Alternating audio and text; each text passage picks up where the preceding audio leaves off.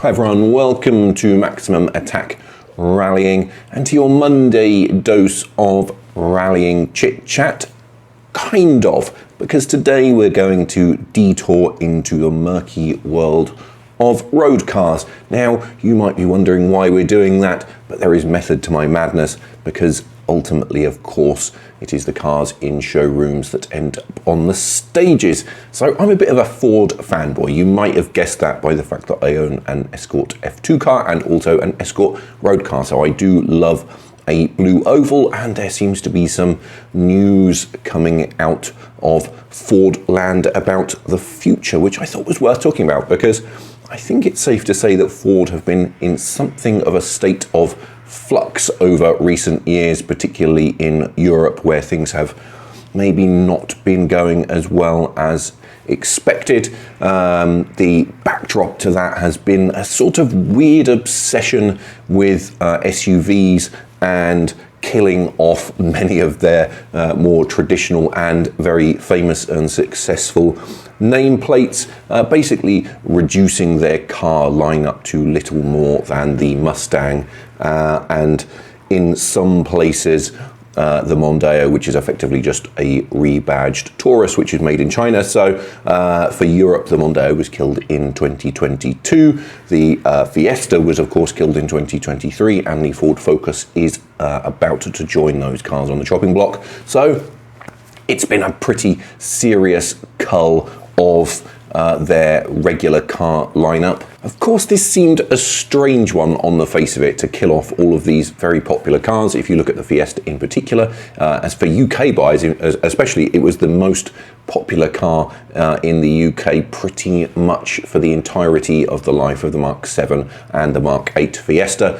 So I think it was from 2009 onwards, the Fiesta was the best-selling car in the UK, right up until the Puma was released during the COVID period, when I think things were carefully engineered to ensure that the Puma took over its top spot. So it's not been great, has it, for people who like regular cars, because all of those popular nameplates in Europe have been culled over the last, well, only 3 years, isn't it? We've seen a big killing off in those cars. It does make sense in some respect. Of course, we have to recall that small cars in particular are very difficult to make profit on, and with growing pressure from regulators, firstly, to have more and more safety equipment fitted to these cars, as well as customers, you know, we demand more and more stuff on our cars, don't we? That it has made manufacturers difficult. Made things difficult for manufacturers. So there is that to remember. But you know, if you like cars, it has not been a great time to be a fast Ford fan, especially because, you know, Fiesta ST, Focus ST, all those interesting Fords have been killed off. Also, getting back to the world of rallying, it's made things rather difficult for M-Sport, hasn't it? Because they have relied on the Fiesta to form the basis for their, you know, their product lineup since, I don't know, the last 15 years, really, haven't they? With various cars since that very first Group N Fiesta ST, right through various generations of Fiesta World Rally car, and then Fiesta R2, Rally 4, Rally 3, etc., etc.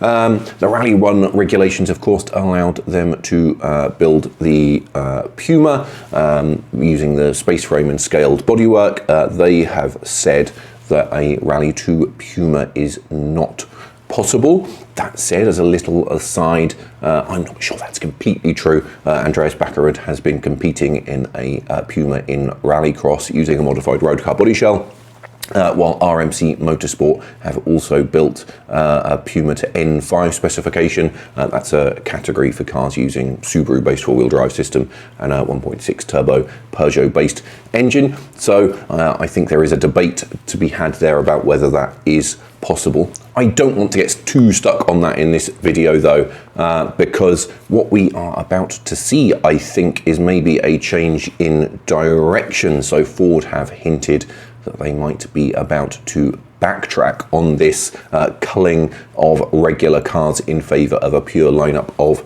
SUVs. So William Ford Jr., the great grandson of Henry Ford, has said, we would be surprised, pleasantly surprised, by what's coming, suggesting that there is a change in direction on the horizon. He also admitted, I think this was in an interview with Autocar, he also admitted that on the passenger car side, we realise we're not as robust as we need to be.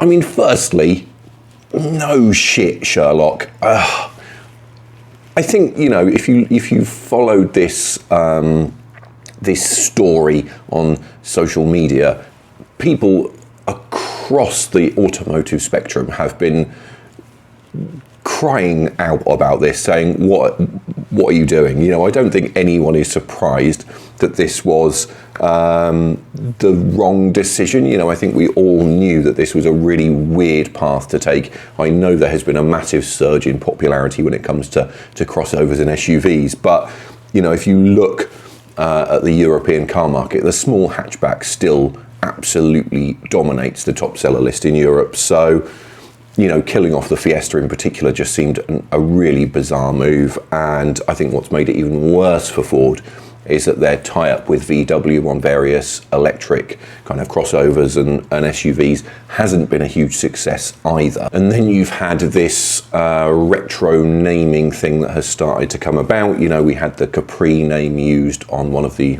aforementioned electric VW crossovers. That upset a lot of people. I haven't seen a huge amount of those cars on the road, so I'm not sure how successful it has been from a sales perspective. But, you know, I think there was a lot of goodwill there to the Ford brand with that, with a lot of customers. And I think what made that even worse is that Renault have of course come along with the new Renault 5 and the new Renault 4, which is incoming, as well as the new Twingo on the horizon. And what they've done is that they have shown how you do a kind of retro badge revival in the right way, haven't they? You know, I think there's a lot of excitement around those cars, and they've shown that you can have a bit of retro styling, and you can bring back an old nameplate, but do it in a way that's attractive, fun, and appeals to your core customers. And, you know, we'll even be getting a rally version of the Renault 5, albeit based on the Alpine A290, so there is another Motorsport connection there. So there are a couple of questions then, aren't there? Are we about to see a new Fiesta is probably the big one, and I suspect that we are. I would not be at all surprised if that nameplate is swiftly resurrected. The even bigger question perhaps is whether that car will be electric or whether there will be internal combustion. That is much trickier, isn't it? Obviously, Renault, who I was just talking about, have bet heavily on batteries with their new lineup of small cars. Can Ford afford that? I don't know, given their current situation. Obviously, they've got this tie-up with VW, which might make it a little bit easier. But again, you know, if you look at the market, the top-selling cars in Europe are the Dacia Sandero, the Renault Clio, and the Peugeot 208, all of which are available as internal combustion. So that does make me think, you know, is it better for Ford to keep those options open temporarily at least, and have a range of powertrain options available to ensure that they can compete across the market. Just wrapping this up on a rallying note, however, I suspect that M-Sport will secretly be relieved at this news because, I mean, it basically means that they can continue to produce rally cars, doesn't it? Particularly customer rally cars. So they have, for the last few years, been relying on a stock of Fiesta shells that they bought when they heard that the Fiesta was being discontinued. And the Fiesta still forms the bulk of their range, doesn't it? Aside from those few Pumas that they've built, the majority of cars that M-Sport are building are Fiestas. So Rally 2, Rally 3, Rally 4 cars. They need the Fiesta, don't they? They need a small hatchback. I don't think there is any sign of that category changing in the short term. And I think, you know, they must be relieved that a small car is potentially coming along again. I wouldn't be surprised, that said, I wouldn't be surprised if the top category car, the Rally 1 replacement, continues to be based on some sort of crossover, you know, the Puma in whatever form that car continues. But I think it's safe to say, isn't it, that a replacement for the Fiesta is a necessity for Ford's, or for M-Sport, I should say, for M-Sport's long-term future. An electric version, I suspect, is probably also on their wish list, given that we've got that new Alpine A290 based car coming. We've also got the Opel Mokka GSE Rally on the way, haven't we? So I think we are going to see more electric rally cars coming along. So I think if there's an electric Fiesta option, that will allow them to enter that E-Rally 5 category that we're about to get. I suspect others will join the fray. With Opel having the Mokka, I wouldn't be surprised if we see an electric version of the Peugeot 208 at some point as well. But regardless of that, it does seem that a major shift is on the horizon for the Blue Oval at last. Finally, it seems that they've seen some sense. Oh my goodness.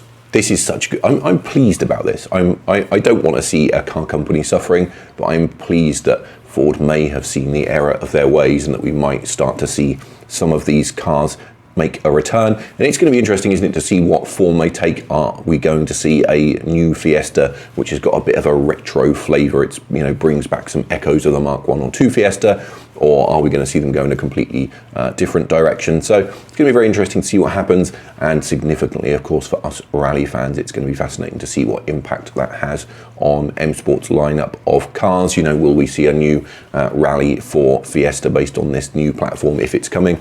And, you know, will that influence the direction at the very top on this 2027 car? We're going to have to wait and see. Do let me know what you think in the comments below. Do you think it's good news that Ford are making this pivot at last? And do you think that we are going to see them dabble into the world of electric rallying, which I know will upset some of you? Make sure you put your views in the comments below and hit that like and subscribe button, because we're not far off 3,000 subscribers now, which is a long way off my goal, but it would be a very significant step in the right direction.